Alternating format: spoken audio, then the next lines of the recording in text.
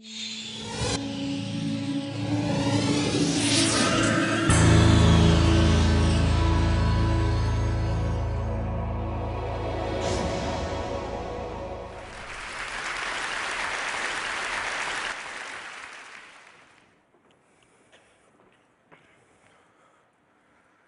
so many of you.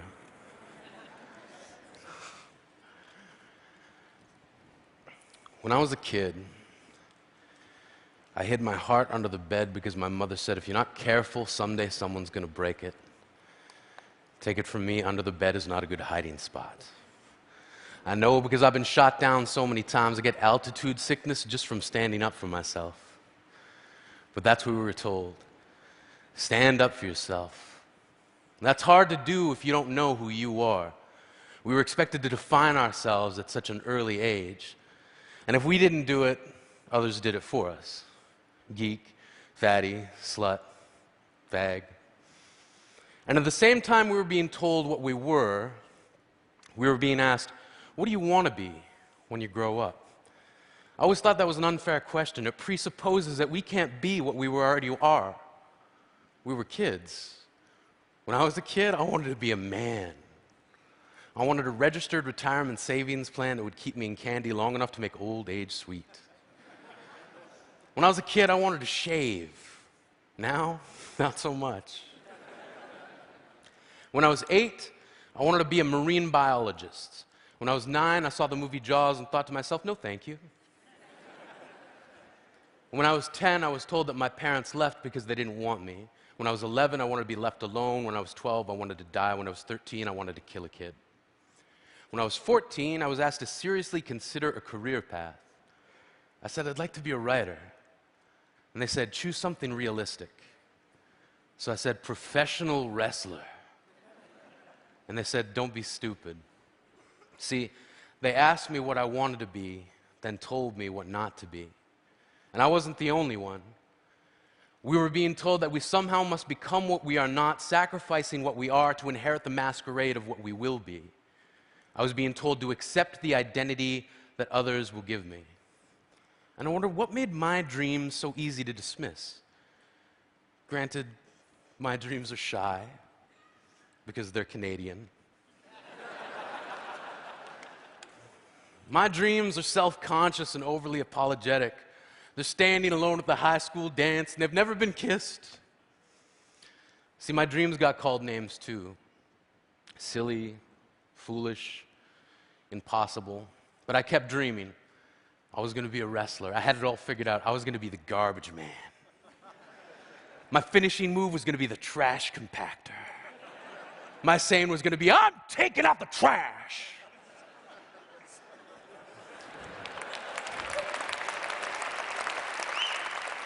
And then this guy, Duke the Dumpster Drosy, stole my entire shtick. I was crushed, as if by a trash compactor. I thought to myself, what now? Where do I turn? Poetry. Like a boomerang, the thing I loved came back to me. One of the first lines of poetry I can remember writing was in response to a world that demanded I hate myself. From age 15 to 18, I hated myself for becoming the thing that I loathed, a bully. When I was 19, I wrote, I will love myself despite the ease with which I lean toward the opposite. Standing up for yourself doesn't have to mean embracing violence. When I was a kid, I traded in homework assignments for friendship, then gave each friend a late slip for never showing up on time, and in most cases, not at all. I gave myself a hall pass to get through each broken promise. And I remember this plan born out of frustration from a kid who kept calling me Yogi, then pointed to my tummy and said, too many picnic baskets. Turns out it's not that hard to trick someone. And one day before class, I said, yeah, you can copy my homework. And I gave him all the wrong answers that I'd written down the night before. He got his paper back expecting a near-perfect score and couldn't believe it when he looked across the room at me and held up a 0. I knew I didn't have to hold up my paper of 28 out of 30, but my satisfaction was complete when he looked at me puzzled, and I thought to myself, smarter than the average bear, motherfucker.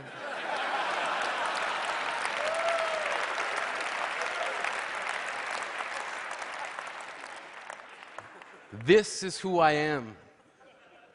This is how I stand up for myself. When I was a kid, I used to think that pork chops and karate chops were the same thing. I thought they were both pork chops. And because my grandmother thought it was cute and because they were my favorite, she let me keep doing it. Not really a big deal. One day, before I realized fat kids are not designed to climb trees, I fell out of a tree and bruised the right side of my body. I didn't want to tell my grandmother about it because I was scared I'd get in trouble for playing somewhere I shouldn't have been. A few days later, the gym teacher noticed the bruise and I got sent to the principal's office. From there, I was sent to another small room with a really nice lady who asked me all kinds of questions about my life at home. I saw no reason to lie. As far as I was concerned, life was pretty good. I told her whenever I'm sad, my grandmother gives me karate chops.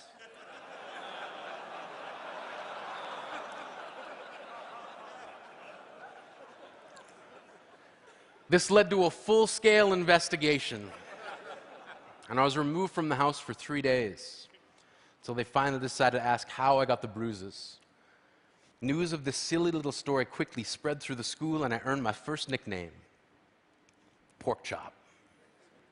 To this day, I hate pork chops. I'm not the only kid who grew up this way, surrounded by people who used to say that rhyme about sticks and stones, as if broken bones hurt more than the names we got called, and we got called them all.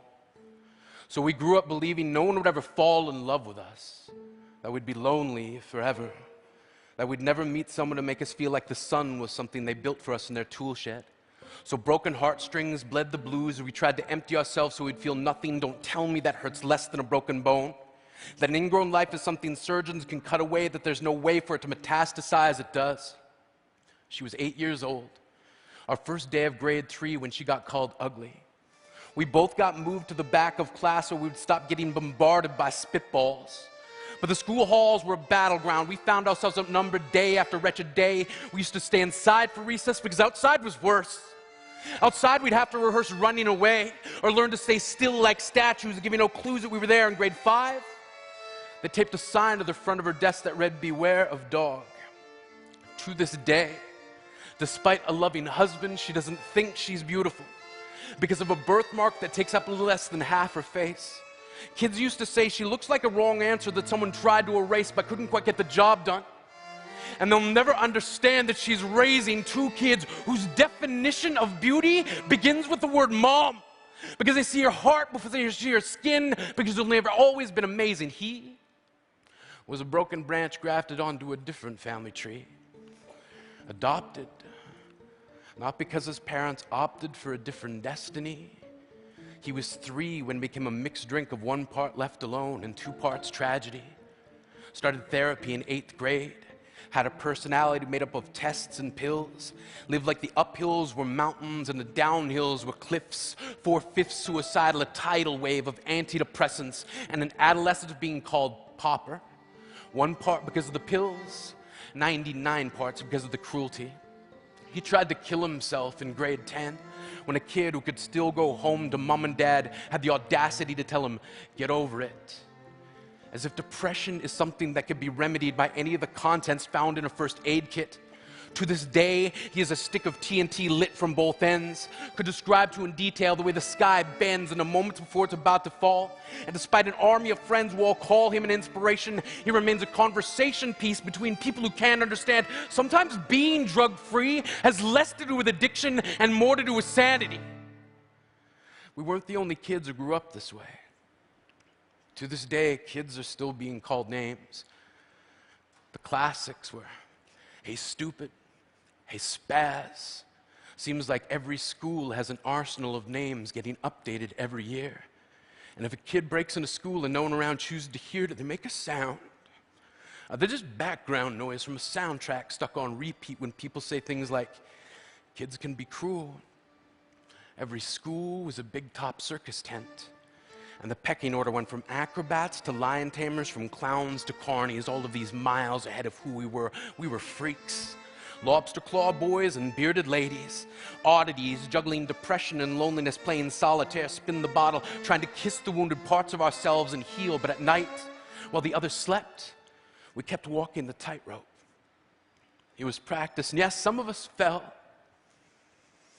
But I want to tell them that all of this is just debris left over when we finally decide to smash all the things we thought we used to be. And if you can't see anything beautiful about yourself, get a better mirror, look a little closer, stare a little longer, because there's something inside you that made you keep trying despite everyone who told you to quit. You built a cast around your broken heart and signed it yourself. You signed it, they were wrong. Because maybe you didn't belong to a group or a clique. Maybe they decided to pick you last for basketball or everything. Maybe you used to bring bruises and broken teeth to show and tell but never told. Because how can you hold your ground if everyone around you wants to bury you beneath it? You have to believe that they were wrong. They have to be wrong. Why else would we still be here? We grew up learning to cheer on the underdog because we see ourselves in them. We stem from a root planted in the belief that we are not what we were called. We are not abandoned cars stalled out and sitting empty on some highway. And if in some way we are, don't worry, we only got out to walk and get gas. We are graduating members from the class of We Made It, not the faded echoes of voices crying out, names will never hurt me. Of course, they did. But our lives will only ever always continue to be a balancing act that has less to do with pain and more to do with beauty.